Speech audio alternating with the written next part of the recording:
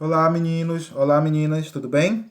Professor Yelton, professor de História, dando continuidade aqui ao nosso assunto, né, ao nosso conteúdo referente a esses movimentos que acontecem, né, durante a Primeira República, né, também conhecida como República Velha, que nós estamos estudando, né, nesse momento. Então, na última aula, nós falamos um pouco daquela onda migratória, né, que vai se dar para o Brasil, principalmente italianos, espanhóis, alemães, portugueses, japoneses, libaneses, né, que vão estar se direcionando para cá para substituir, né,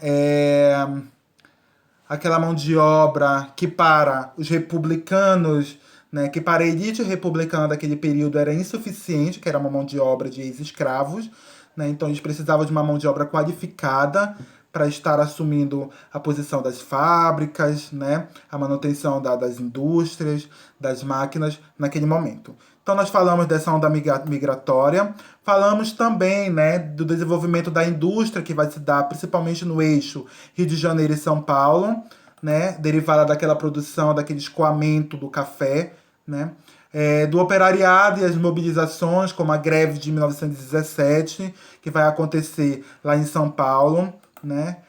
Falamos também do crescimento da cidade, né, associado esse crescimento aos bens de consumo doméstico na época, né, a essa indústria que ela está cada vez mais se tornando presente na vida dos sujeitos que vivem, né, que habitam essas grandes cidades, né, Rio de Janeiro e São Paulo nesse período, tá bom? Então, a partir de hoje, nós vamos começar a falar sobre as reformas urbanas que vão acontecer nesse momento, né? Essas reformas urbanas que vão ser derivadas principalmente por conta desse processo de industrialização, desse processo de urbanização, né? Que essas grandes cidades, principalmente ali no eixo Rio de Janeiro e São Paulo, está vivenciando, né, nesse início do século XX. Então, esse crescimento desordenado, né, de algumas cidades brasileiras, causadas muitas das vezes por esse processo de industrialização, causado por esse processo de urbanização, né, vai estar muito associado àquelas habitações precárias, à expansão de epidemias, né, principalmente dentro desse meio urbano que está crescendo cada vez mais, né, nesse Brasil republicano no início do século XX, finalzinho do século XIX, início do século XX. E aqui, em 1902, nós vamos ter a presença, né, desse sujeito chamado Rodrigues Alves, que vai assumir a presidência da República. E quando Rodrigues Alves assume a presidência da República, né, ele vai propor algumas reformas e essas reformas elas vão estar associadas ao processo de modernização em um primeiro momento, gente, né, a partir do porto de Rio de Janeiro, Rio de Janeiro que era a capital do país nesse momento, né, que era vista como ponto de partida para uma nova renovação urbana radical. Então eles iriam iniciar ali no porto de Rio de Janeiro, né, e a partir do porto do Rio de Janeiro, esse processo de urbanização, esse processo de modernização, essa reforma, ela iria se dar, né, para o interior da cidade, né, para o centro do Rio de Janeiro. Tá? E para isso ele vai pedir a ajuda, né, do Francisco Pereira Passos, que é um Francisco Pereira Passos, que nesse momento, né, ele vai tomar posse como prefeito do Distrito Federal, então ele vai ter uma relação muito próxima com Rodrigues Alves, né? E ele vai pedir ajuda, né, desse Francisco Pereira Passos, que vai criar, né, um novo modo de pensar a estrutura da cidade do Rio de Janeiro desde então.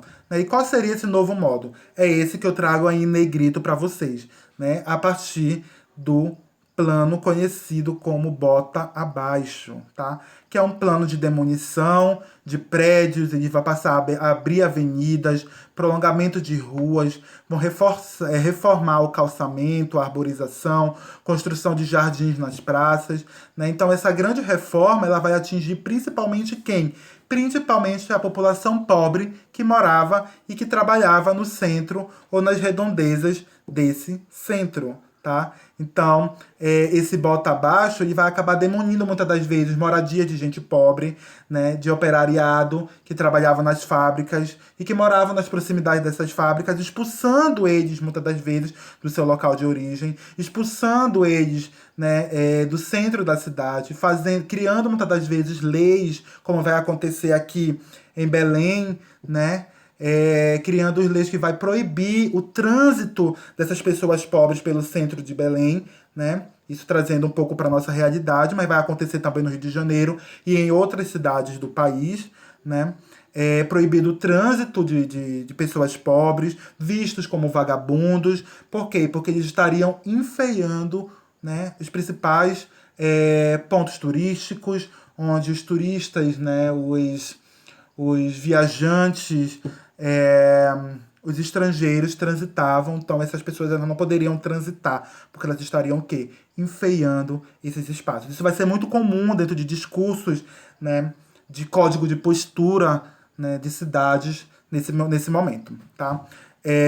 Então, paralelamente, isso também vai se dar em São Paulo, e essas duas cidades, né, esses dois estados, melhor falando, Rio de Janeiro e São Paulo, a partir desse processo de urbanização, a partir desse processo de mudança, de uma reforma, né, no centro, principalmente, das cidades de São Paulo e Rio de Janeiro, vai refletir e fazer com que outras capitais, né, acabe tomando essas iniciativas e também fazendo essas reformas, né, no centro das suas cidades. Isso vai acontecer também aqui em Belém, tá bom, galerinha? Em São Paulo, né, nós vamos perceber o quê? Que os recursos gerados pela economia cafeeira, eles vão permitir esse processo de reurbanização da cidade. Mas de que maneira vai se dar esse processo de reurbanização?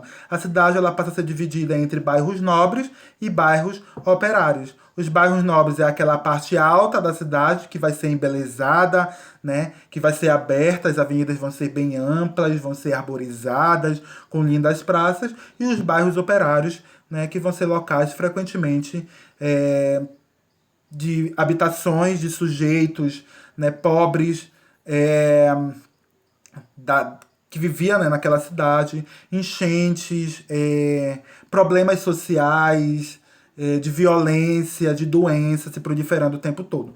Então, esse modelo de reurbanização, que vai se dar tanto no Rio de Janeiro como em São Paulo, e posteriormente em outras capitais do país, né, foi em geral seguido, como eu falei para vocês, por outras cidades da época. Então, a população pobre ela vai ser expulsa das áreas centrais e nobres, né, e esses pobres eles vão ser o quê? Empurrados para as áreas periféricas, onde esses serviços públicos eles praticamente não existem, né? Esses serviços públicos eles vão estar praticamente voltados totalmente para o centro da cidade, ou seja, para aquele que tinha capital, para aquele que tinha dinheiro. Tá bom, galerinha? Então, as reformas urbanas desse período, né, eles vão evidenciar e agravar esse contraste social que o Brasil passa a vivenciar desde então, né? E diante disso, nós temos uma fala do nosso querido historiador José Murilo de Carvalho, que ele diz o seguinte, né? Que é apontado aí para vocês nessa imagem. A população que se comprimia nas áreas afetadas pelo bota abaixo de Pereira Passos teve ou de apertar-se mais no que foi intocado, ou de subir os morros adjacentes, ou de deslocar-se para os subúrbios. Abriu-se espaço para um mundo elegante. No Rio, formulado, circulava o mundo Belle Époque, né? O que é essa Belle Époque? É o período em que vai se representar aquela cultura, né? Aquele modo de viver europeu, principalmente francês, dentro das capitais brasileiras. Nós vamos falar disso mais lá na frente, né? Então vai ser muito presente essa característica belle époquiana, né? Dentro das capitais brasileiras nesse período. Né, fascinado com a Europa, envergonhado com o Brasil, em particular o Brasil do pobre, o Brasil do negro. Tá bom? Tá bom, galerinha? Então aqui na imagem a gente consegue perceber algumas características, né, dessa Belle Époque, né, que se faz presente aqui no Brasil no início do século XX, né? Essas ruas mais largas, os próprios prédios, né, que trazem uma característica muito europeia, né, uma arquitetura europeia, os boulevards da época, a arborização, a iluminação, né? Então eles buscavam muito representar esse modo de vida europeu dentro, né, das capitais brasileiras. Tá bom, galerinha? Então, diante disso, vai surgir um movimento, né, um movimento que nós vamos conhecer como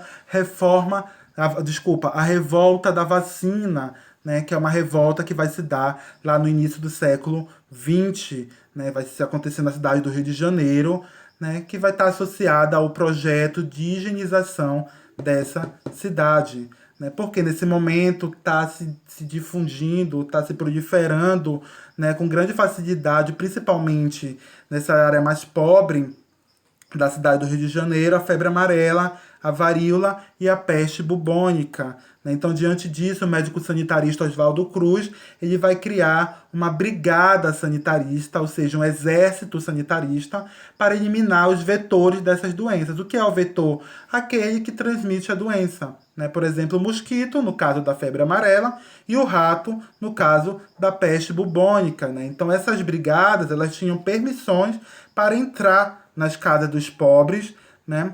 E entrar da forma que fosse, né? Invadir mesmo e matar esses mosquitos, matar os ratos, né? A partir de mata-mosquito e raticidas, né? Para tentar diminuir a proliferação dessas doenças, né? Nesse momento.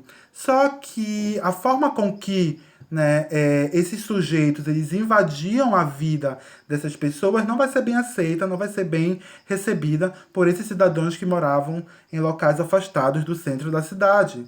Né? Então isso vai causar um conflito muito grande. Né? Então, em 1904, o Congresso ele vai aprovar uma lei que vai tornar obrigatório a vacinação contra a varíola. Mas como é que eu vou deixar, né, me aplicar algo que eu não sei do que é feito? Era isso que se passava na cabeça, né, daqueles sujeitos que moravam, que viviam principalmente em locais afastados do centro da cidade. Né? Eles vão querer me matar, eles já expulsaram a gente, eles vão querer matar a gente também. Provavelmente eram essas ideias que passavam na cabeça deles. Né? Então, diante disso, a revolta ela vai se intensificar nesse momento, em 1904. Né? Por quê? Porque esses sujeitos que viviam longe do centro da capital, né, eles desconheciam os efeitos da vacina, eles não sabiam, né, essa brigada, até mesmo o próprio médico sanitarista Oswaldo Cruz, ele em nenhum momento explicou o que era essa vacina, né, então essas pessoas elas não sabiam, então elas tinham muito medo, né, porque eles tinham medo de serem mortos, ou serem infectados com a doença, né, além disso, falta de orientação da população sobre essas decisões que foram tomadas ali às escuras e que foram colocadas em prática sem mesmo consultar a população, né, e sem mesmo orientar essa população. E o método, que era um método violentíssimo, empregado pelos batalhões da saúde pública, né, nesse momento, em parceria com a polícia. Então a revolta ela vai deixar um saldo aí de 30 mortos e quase 1.000 presos, né, dos quais cerca de 460 presos eles passam a ser deportados para o estado do Acre, né? Pelo estado do Acre nesse momento. O estado estava passando por um processo de desenvolvimento, estava passando por um processo de crescimento. Nós tínhamos aí a presença de grandes seringais ali no Acre, né? Na produção, na coleta do látex, né? Para produzir a borracha naquele momento, não é isso? Então aqui eu trago a imagem, né, desse conflito, no primeiro, na imagem acima, né, a população entrando em choque com aquela brigada de Oswaldo Cruz, e embaixo, né, higiene a MUC. Por que a MUC? Era como esses soldados, vamos dizer assim, né, sanitaristas, esses médicos sanitaristas, eles abordavam a população que vivia, né, afastada do centro da cidade.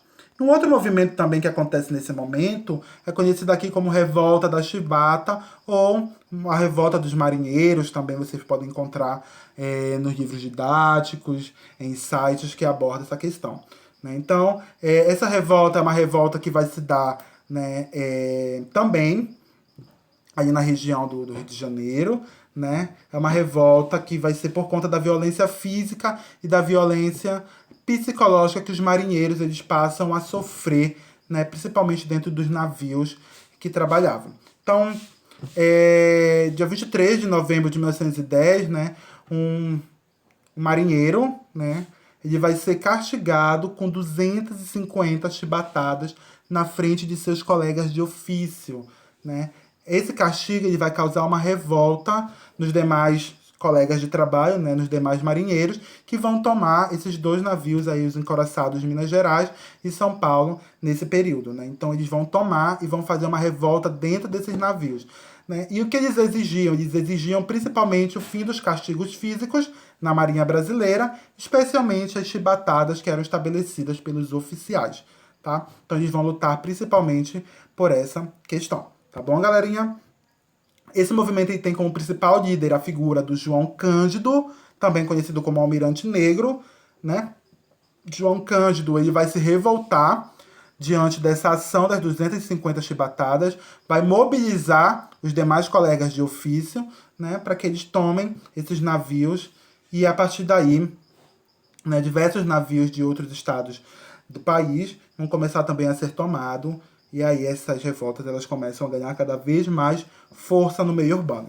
Tá bom, galera? Então, temendo de que a cidade do Rio de Janeiro fosse bombardeada, o então presidente Hermes da Fonseca ele vai ceder aquelas exigências dos marinheiros, prometendo anistiar os amotinados, ou seja, perdoar esses amotinados, aqueles que iniciaram a revolta, tá bom? Só que ele não vai cumprir o que ele fez, né? Então, após essa rendição, após o momento em que esses revoltosos se rendem, né, o governo ele prende e expulsa vários desses marinheiros da corporação.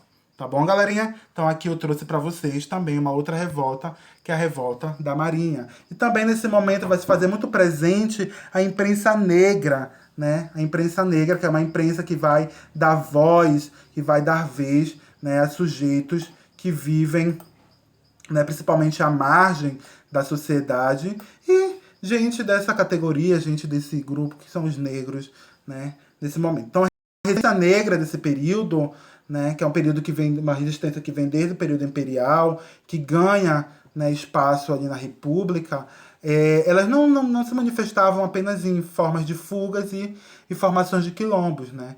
Nós vamos ver que eles vão se fazer presente também na própria imprensa. Então, o primeiro jornal da imprensa negra no Brasil foi o Pasquim, o Homem de Cor, né, que vai surgir no Rio de Janeiro em 1833, então ali na primeira metade do século XIX, e que depois, na segunda metade do século XIX, lá em 1876, vai surgir um outro jornal, né, que foi criado no Recife, o jornal O Homem, seguido de A Pátria, em 89, O Progresso, em 99, ambos em São Paulo, enquanto que em Porto Alegre foi publicado O Exemplo, o jornal O Exemplo, em 1892. Então, essa resistência negra não vai se dar apenas nas ações físicas, elas também vão se dar nas ações intelectuais. Tá bom, galera? Então, os jornais da imprensa negra, elas não tinham a intenção de informar, né, como a imprensa tradicional. O que eles traziam nesse jornal? Eles traziam questões raciais, eles traziam questões sociais que eram voltadas principalmente para quem? Para o leitor negro. O objetivo era o quê? Era afirmar a identidade afrodescendente, promovendo a inclusão social dos negros e libertando-os da marginalidade criada pela escravidão. Tá bom, galerinha? Então aqui a gente fica a nossa aula e até a próxima. Um abraço a todos.